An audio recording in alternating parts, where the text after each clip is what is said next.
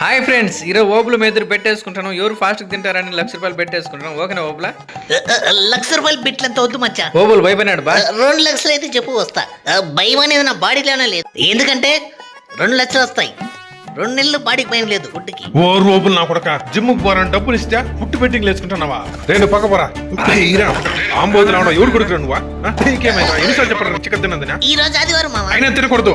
ఆదివారం మరి చికెన్ తినదంటే బతుకునేది ఎందుకు? అయితే సస్తా. అయితే సావురా. చికెన్ సేల్స్ డౌన్ అయిపోతే నేను సస్తే. అంటే నీ వల్లే మొత్తం చికెన్ సేల్స్ అవుతుందా? అవును మామ, నా గురించి మార్కెట్ లో ఎక్కడైనా చెప్తారు. నీకు అంత సీన్ ఉందరా? ఈ టౌన్ లో నేను లేకపోతే ఈ రెస్టారెంట్ ఎప్పుడో క్లోజ్ అయిపోయింది. తింటే తిన్నావా? బెట్టింగ్ ఎందుకు వేస్తున్నావా? ఆ బెట్టింగ్ డబ్బులతో నీకు తెలియకుండా కూలపారం కడతాను ఓనుగా. కోలపారమా?